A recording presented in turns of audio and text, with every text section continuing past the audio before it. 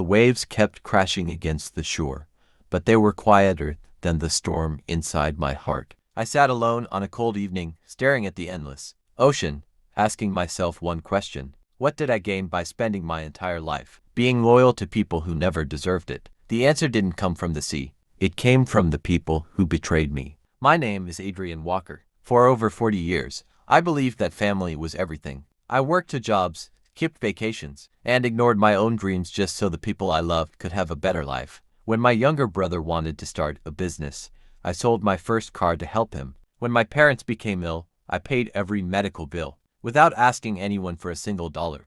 When my children needed college tuition, I emptied my retirement savings because I believed their future mattered more than my comfort. Everyone called me dependable. Everyone called me kind. But kindness has a painful side. People often mistake it for weakness. The day my wife passed away was the darkest day of my life. She had been my only true friend, the only person who reminded me that love was stronger than money. After her funeral, something changed. The relatives who had barely visited suddenly became interested in my house, my savings, and my property. They smiled in front of me, but behind my back, they were already dividing everything I owned. One evening, I accidentally overheard my own brother saying, "He won't live much longer.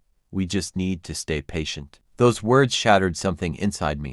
I walked for hours that night until I reached the beach. As I watched the waves, I realized something painful. I had spent my entire life protecting people who had never planned to protect me. That night, I made the hardest decision of my life. I stopped begging for love. Instead, I started protecting my peace. Quietly, I met with my lawyer. I transferred most of my estate into a charitable. One evening, I accidentally overheard my own brother saying, "He won't live much longer. We just need to stay patient." Those words shattered something inside me. I walked for hours that night until I reached the beach. As I watched the waves, I realized something painful. I had spent my entire life protecting people who had never planned to protect me. That night, I made the hardest decision of my life. I stopped begging for love. Instead, I started protecting my peace. Quietly, I met with my lawyer. I transferred most of my estate into a charitable foundation that would provide scholarships for children who had lost their parents. I sold the vacation cabin my relatives had been secretly fighting over.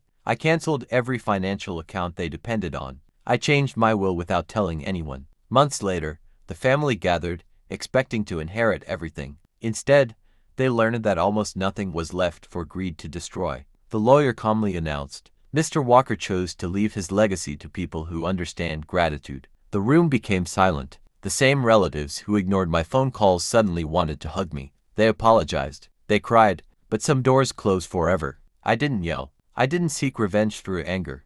I simply walked away. A year later, I returned to the same beach. This time, I wasn't asking what loyalty had cost me. I already knew.